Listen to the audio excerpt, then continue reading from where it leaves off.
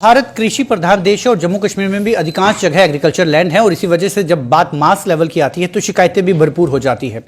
इस समय मौजूदा समय में एग्रीकल्चर लैंड को लेकर किसानों की कई तरह की शिकायतें हैं और खासतौर से उनकी जो हाल ही में बर्फबारी यहाँ पर ओलावृष्टि हुई थी उससे उनकी कई ज़्यादा फसलें जो है वो नुकसान उनको पहुंचा था और उसको लेकर कंपनसेशन की बात जो है वो की जा रही थी। आखिर किस तरह की उनकी समस्याओं को लेकर डायरेक्टर एग्रीकल्चर दफ्तर जो है वो सतर्क है और इसी विषय पर चर्चा के लिए मेरे साथ डायरेक्टर एग्रीकल्चर डॉक्टर के शर्मा हमारे साथ मौजूद हैं। इन्हीं से बातचीत करेंगे। सबसे पहले शर्मा साहब आपको स्वागत है। और शर्मा साहब आपको पता होगा जो ओलावृष्टि हुई थी उससे जो नुकसान हुआ था, सबसे पहले डिपार्टमेंट किस तरह से सतर्क है, उन्होंने अपनी क्या असेसमेंट की है और आपकी तरफ से सबसे पहले क्या कदम जो है वो उसके लिए उठाए गए? सबसे पहले मैं आपको ये बताना चाहता हूँ कि 23 तारीख की सुबह और पूरा दिन बड़ी भारी बारिश हुई, लगभग 100 मिलीमीटर बारिश हुई और वो भी कोई ज़्यादातर बारिश 12 घंटे के अंदर हो गई। तो एकदम जो पानी इकट्ठा हो गया और उसके साथ साथ क्या हुआ कि ओलावृष्टि हुई साथ में। तो दो किस्म का नुकसान, जो खड़ी फसल थी पकने पे आ गई थी तो उसको, एक तो पानी इकट्ठा हो गया खेतों में, दूसरा जो कुछ जो फसल जो गिर गई तो वो पानी के अंदर हो गई। तीसरे नंबर पे ऐसा हुआ कि ओलावृष्टि से दाने झड़ गए, तो इस तरीके का नुकसान हुआ। फिर हमने कोई जो रबी में जो जल्दी फसलें लगती हैं, आलू लगता है, तोरिया, ऑयल सीड में तोरिया लगता है, सब्जियां लगती हैं रबी के लिए, तो ये जो फसलें थीं ये भी, इनका भी नुकसान हो गया क्योंकि ये तो अभी बीजी ही थी। तो जब इतने बड़े पैमाने पर नुकसान हुआ तो हमने इसका इमीडिएट वो शुरू कर दिया था सर्वे करना, और हमारी टीमें उसी दिन निकल गई थी 24 तारीख को। और सारा जब हमने सर्वे किया तो हमें ये लगा कि जम्मू डिस्ट्रिक्ट में लगभग 75% से ज़्यादा नुकसान था। और जब हम वो तो फिजियोलॉजिकल डैमेज देखते हैं, हम जब इकोनॉमिक डैमेज देखेंगे तो वो 100% ही हो जाता है। अब किसानों को बहुत सी दिक्कतें आ रही थी बीच में कि एक तो खेतों में पानी था और आपको पता है कि जहाँ धान लगता है वहाँ पर पानी का निकास जो होता है वो भी इतना जल्दी नहीं होता है। और फिर किसानों को ये था कि जो फसल कट गई थी तो कटी हुई फसल को वो पानी में चली गई, और जो यहाँ पर वहाँ ओले भी पड़े तो कटी हुई फसल के भी दाने झड़ गए और खड़ी फसल के भी दाने झड़ गए। तो हमारा जम्मू डिस्ट्रिक्ट में मैक्सिमम नुकसान हुआ। सांबा डिस्ट्रिक्ट में बीजेपुर और रामगढ़ एरिया है, वहाँ पर जम्मू डिस्ट्रिक्ट के बराबर ही नुकसान हुआ। फिर कठुआ डिस्ट्रिक्ट में कुछ कंपैरेटिवली कम नुकसान था, लेकिन कठुआ डिस्ट्रिक्ट के कुछ हिस्से हैं यहाँ पर ओलावृष्टि हुई थी, जैसे रामकोट तहसील है, तो उस एरिया में या उसके डिजाइनिंग एरिया में वो भी लगभग 100% के करीब नुकसान हुआ। ऐसे ही कुछ कुछ पॉकेट्स में बाकी जो बाकी डिस्ट्रिक्ट्स थे जिनको अभी हमारी यूटी सरकार ने स्टेट स्पेसिफिक कैलामिटी डिक्लेयर किया इसको, तो एक तो किसानों को मतलब अब ये था कि अब फसल को क्लियर करना है क्योंकि फसल हटानी है, क्योंकि अब वो इंतज़ार नहीं कर सकते काटने का क्योंकि फसल तो झड़ गई है। तो जो पराली है तो पराली का हटाने का एक सबसे पहले हमें चैलेंज है। तो पराली हटाने के लिए हम अलग अलग तरीके से काम कर रहे हैं, जहाँ पर किसान लोग जो हैं अपने लेवल पे हटा सकते हैं। जहाँ जो पराली है वो अगर चारे के काम आ सकती है तो किसान भाई वो जो है काट के उसको बेच सकते हैं और अपना खेत क्लियर कर सकते हैं। जहाँ फसल गिर गई है और पानी में डूब गई तो वहाँ जो पराली है वो तो लगभग सड़ने लगी है, तो वहाँ से उसको हटाने के लिए हम ये कोशिश कर रहे हैं कि उसको भी किसी तरीके से काट के और एक जगह पर इकट्ठा करके तो उसको डिकम्पोज करवाया जाए ताकि उसकी खाद बने। वो डिपार्टमेंट करेगा? वो डिपार्टमेंट, हमारे पास डिकम्पोजर आता है, तो उसका वो एक स्प्रे होता है, एक जगह ढेर लगा के तो डिकम्पोजिशन का काम वो करवाएंगे किसानों से।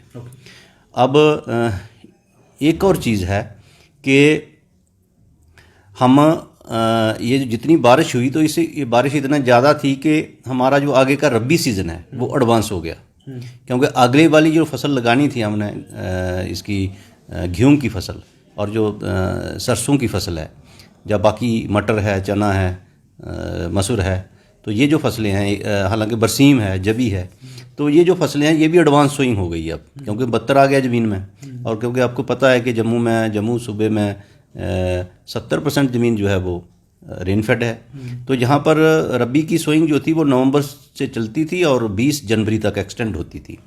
अब ये है कि अब ये जो सोइंग है, रबी की सोइंग है, ये ज़्यादा से ज़्यादा 15 दिसंबर तक जाएगी। तो हमें 1.5 महीने में पिछली फसल को क्लियर करवाना है और अगली फसल को लगवाना है। अब हो गया कि हम डिपार्टमेंट इसके बारे में क्या सोच रहा है। एक तो हमने क्रॉप का जो असेसमेंट है, लॉसेस हैं, वो सारे हमने असेस कर लिए हैं। लॉसेस 2 किस्म के हैं।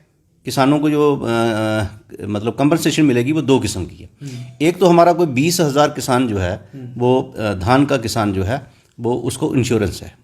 तो इंश्योरेंस में उनका अलग सर्वे होगा उन किसानों का, और जो कंपनी है, जिस कंपनी ने ये इंश्योरेंस किया है 3 डिस्ट्रिक्ट में, जम्मू, सांबा और उधमपुर डिस्ट्रिक्ट में इंश्योरेंस है, तो इंश्योरेंस के क्लेम लोगों को मिलेंगे। जल्दी से जल्दी उनको मिल जाएंगे, और जो कि वो लगभग गारंटेड होते हैं वो क्लेम जो किसानों को मिलने हैं।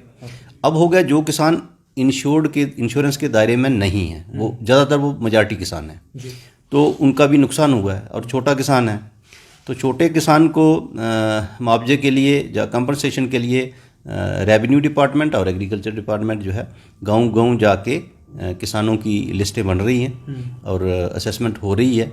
तो अभी यूटी गवर्नमेंट ने ये अनाउंस तो कर दिया है कि ये स्टेट स्पेसिफिक कैलामिटी है, तो उसके बाद अब बात आ जाती है कि उनको कंपनसेशन देना है। तो कंपनसेशन के लिए एक अनाउंसमेंट हो जाएगी, मतलब गवर्नमेंट डिक्लेयर करेगी कि किसानों को प्रति कनाल कितनी कंपनसेशन दी जाएगी। कंपनसेशन जो होती है वो कंपनसेशन ही होती है, वो किसान को उसका जो डैमेज है वो उसकी भरपाई नहीं कर सकता, क्योंकि डैमेज तो बहुत ज़्यादा होता है। अब हमारी एक और दिक्कत है कि अगली फसल के लिए किसानों ने पिछली फसल का लोन लिया हुआ है, कर्जा लिया है, फसली कर्जा लिया है, तो वो कर्जा उसने चुकाना था ये फसल के बेच के, तो उसके पास अब पैसा भी नहीं रहा। उसको हम कह सकते हैं कि अब उसको क्रेडिट भी कम पड़ रहा है, क्योंकि अगली फसल लगानी है तो अगली फसल के लिए उसको क्रेडिट चाहिए, तो बैंक उसको अभी क्रेडिट नहीं देगा क्योंकि वो पिछला नहीं उठाएगा। तो इसके बारे में भी हम सोच रहे हैं कि किसानों को पिछले कर्जे के लिए उनमें उनको कैसे राहत दी जाए, और अगला जो कर्जा लेना है उसमें कैसे किसानों को सपोर्ट की जाए, वो भी एक पॉलिसी मैटर है। किसानों को ये जो एक और जो डिपार्टमेंटल अब अपने लेवल पे क्या कर रहा है, हम अपने लेवल पे क्या ये कर रहे हैं कि किसानों को हम एक तो बीज जो हैं वो सस्ते दामों पे सब्सिडी पे प्रोवाइड कर रहे हैं। लगभग हम 60,000 क्विंटल बीज जो है इस सीजन में किसानों को जो इंश्योर्ड है वो भी सभी को बीज जो है वो सबको मिलता है। तो 60,000 क्विंटल बीज जो है हमारा प्लान में है, वो हम अलग अलग चीज़ें हैं, तेल वाली फसलों का है, चारे वाली फसलों का है, गेहूं का है, दाल वाली फसलों का है, सब्जियों की फसलों का है। तो ये जो बीज है हम किसानों को ज़्यादा से ज़्यादा सब्सिडी पे देंगे। सर एक और चीज़ है कि जब किसान को कोई शिकायत होती है, कोई उसकी शिकायत नहीं सुनी जाती, क्योंकि अक्सर ये भी पीछे आरोप लगते रहे कि जो जेई जो आप लगाए गए थे वो जिस डिस्ट्रिक्ट में थे वो कई सालों से उसी डिस्ट्रिक्ट में लगे हुए हैं, तो वो जब वो वहाँ पर एडमिट हुए थे, यदि किसान को कोई शिकायत होती है, क्या उसके लिए कोई एड्रेस करने के लिए कोई हेल्पलाइन सेंटर कोई क्रिएट किया गया है, या वो उनको क्रॉस करके पीछे भी कोई शिकायत अपनी दर्ज करवा सकते हैं? ऐसा है कि आज बड़ा डिजिटल दौर है, ग्रीवियंस सेल जगह जगह बने हुए हैं। हमारा एलजी साहब का अपना ग्रीवियंस सेल है, वहाँ पर भी बहुत सी शिकायतें आती हैं, वो हम उनको रिड्रेसल करते हैं, उनका मतलब देखते हैं कि इसमें कितनी सच्चाई है, और जहाँ पर भी ज़रूरत पड़ती है वो इंटरवेंशन की जाती है। उसके बाद जो किसान हैं वो हमें भी ग्रीवियंस सेल जो है अपनी दरख्वास्तें भेजते हैं। हर डिस्ट्रिक्ट में, हर सब डिवीज़न में हमारे कंप्लाइंट वर्क्स लगे हुए हैं शिकायत के लिए, तो वहाँ कोई भी किसान जो है वो अपनी मतलब जो उसको परेशानी है वो रख सकता है। बाकी जो हमारे एक्सटेंशन मशीनरी है, हमारी एक्सटेंशन मशीनरी बहुत ट्रेंड और एक्सपर्ट होती है। वो वहाँ अगर ज़्यादा देर से भी बैठा है तो उसकी वहाँ उस एरिया में पकड़ रहती है, क्योंकि एक्सटेंशन जो होता है, एक्सटेंशन का काम एक बड़ा डिफरेंट सा काम है। एक्सटेंशन में हमने लोगों को अवेयर भी करना है और उनको ट्रांसफ़र ऑफ टेक्नोलॉजी भी कराना है। तो ये सारी चीज़ें हैं कि इन सारी चीज़ों का हम ध्यान रख रहे हैं, किसानों को कैसे ज़्यादा से ज़्यादा फ़ायदा दिलवाया जाए, उनको कैसे अगली फसल जो है, हमारा टारगेट अब हम पिछली फसल को इतना फोकस नहीं कर रहे हैं, क्योंकि जो ख़त्म हो गई हमें अगली फसल जो है वो इस तरीके से लगवानी है कि किसानों को अगली बम्पर क्रॉप मिले, ताकि उसकी भरपाई जो है अगली फसल से हो जाए। उसके लिए हम क्या क्या कर सकते हैं, जैसे उनको क्रेडिट दिलवाना है, कर्जा दिलवाना है, किसानों को बीज दिलवाना है। हम अपनी डिपार्टमेंटल स्कीमों से डिमॉन्स्ट्रेशन, सब्सिडी या जो भी इमदाद हो सकती है किसानों को, वो पूरी प्रोवाइड कर रहे हैं। एक फाइनल मैं आपको एक और बात कहूँगा कि ये मैकेनाइजेशन का दौर है, तो मैकेनाइजेशन के दौर में आपदा से बचने के लिए आपको मशीनरी बहुत हेल्प करती है। मशीनरी एक तो टाइम बचाती है, लेबर बचाती है, सस्ती होती है, प्रिसीजन लेवल उसका बड़ा हाई रहता है और प्रोडक्शन बढ़ती है। तो हमारा जो सब मिशन ऑन एग्रीकल्चर मैकेनाइजेशन है, उसमें हम बड़े पैमाने पर किसानों को मशीनरी दे रहे हैं, क्योंकि 50% पे हर किस्म की मशीन पर सब्सिडी है। कंबाइन से लेके एक हल तक किसानों को सब्सिडी दी जाती है। तो जो नई नई मशीनें आ रही हैं, आजकल लेटेस्ट एक आया है सुपर सीडर, जैसे जो खड़ी फसल है, अब जो गिर गई है, धान की फसल खेत में गिर गई है, तो एक ही बार में एक बार ट्रैक्टर लगाने से, सुपर सीडर से, वो जो गिरी हुई फसल है वो भी खेत में इनकॉर्पोरेट हो जाएगी और दूसरी फसल लग जाएगी। तो ये सुपर सीडर हैं, ये भी हम किसानों को प्रोवाइड करवा रहे हैं। लास्ट क्वेश्चन है कि ये कंपनसेशन को प्रोसेस के लिए कोई डेडलाइन रखी गई है, कब तक ये पूरा कर लिया जाएगा ताकि किसान जो है वो मेंटली फ्री हो जाए? कंपनसेशन के लिए डेडलाइन के बारे में तो मैं कुछ कह नहीं सकता। ये एक पूरा प्रोसेस है कि हमें कम से कम मेरे हिसाब से 2-2.5 लाख किसानों तक पहुंचना है। तो उनका सारा रिकॉर्ड रेवेन्यू के पास होता है, पटवारी के पास होता है। तो पटवारी तस्दीक करता है, हम असिस्ट करते हैं, गांव-गांव जाके लिस्ट बनती है। जब ये सारी लिस्टें बन जाएंगी, और आपको एक और चीज़ मैं बता देता हूँ कि लिस्ट खाली ऐसे नहीं बनती है, नाम, बाप का नाम और उसकी ज़मीन कितनी है, ज़मीन की तस्दीक पटवारी करेगा, उसका आधार नंबर लगेगा, उसके बाद उसका अगर मतलब मोबाइल नंबर है, फ़ोन नंबर है, वो रहेगा, और उसका बैंक का अकाउंट नंबर रहेगा। क्योंकि अगर जब कंपनसेशन किसान को देनी होगी तो वो डीबीटी से होगा, डायरेक्ट बैंक ट्रांसफ़र होगी। उसका जो बिल बनेगा वो किसान के नाम का ही बिल बनेगा और वो ट्रेजरी जाएगा, और ट्रेजरी से ही उसका बैंक में ट्रांसफ़र हो जाएगी। पैसा उसके ट्रांसफ़र होने में ज़्यादा टाइम नहीं लगेगा। हाँ, बिल्कुल बिल्कुल। आज बड़ा डिजिटल दौर है, तो डिजिटल दौर में मैं ये उम्मीद रखता हूँ कि एक बार ये काम पूरा हो जाए, लिस्टें बन जाएं। लिस्टें बनने के बाद जैसे ही अकाउंट में पैसा आता है, एनडीआरएफ में या एसडीआरएफ में या जो भी प्रोविज़न है हमारा अपना यूटी का बजट प्लान में, यहाँ से भी पैसा आएगा तो ये किसानों के अकाउंट में वो ट्रांसफ़र करवा दिया जाएगा। और ये सारा काम हम जॉइंटली कर रहे हैं। हमारा रोल सुपरवाइजरी रोल है और दूसरा हमारा सपोर्ट करना है रेवेन्यू डिपार्टमेंट को। तो दोनों जो टीमें हैं, दोनों डिपार्टमेंट्स की टीमें अभी फील्ड में लगी हुई हैं, गांव-गांव जा रही हैं, लिस्टें बना रही हैं। बहुत बहुत शुक्रिया सर।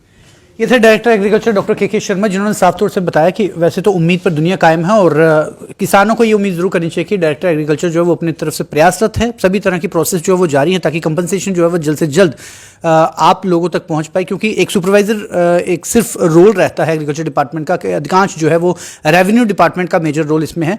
तो सुपरवाइजर रोल साथ में अपनाते हुए जल्द से जल्द वो लिस्टें जो है वो तैयार हो जाएंगी और आप तक वो जो कंपनसेशन है वो पहुंच जाएगा। लेकिन इसके साथ साथ उन्होंने अपील ज़रूर की है कि जिस तरह से डिजिटल ज़माना होते जा रहा है, उसी तरह से मशीन का उपयोग यदि आप ज़्यादा करते हैं, क्योंकि 50% रिबेट जो है वो सब्सिडी आपको मिल रही है, यदि उसका फ़ायदा यदि आप उठाना चाहते हैं तो उसकी तरफ आप ज़्यादा रुख कीजिए, ताकि आपको एक तरफ तो पहले 50% का फ़ायदा वहीं से मिल जाए और दूसरा यदि कुछ इस तरह की कुछ हो जाती है, जो नेशनल कैलेमिटी हो जाती है, तो उसकी तरफ से डिपार्टमेंट की तरफ से जो इमदाद है, मदद जो है वो आपको ज़रूर मिल जाएगी। फिलहाल और भी कई तरह के इश्यूज़ हैं। आज सिर्फ हम किसानों तक महदूद थे, क्योंकि अभी एग्रीकल्चर एम्प्लॉयज़ की कई समस्याएं हैं, वो हम अलग इंटरव्यू में कवर करेंगे। लेकिन आज फिलहाल यहीं तक दीजिए इजाज़त।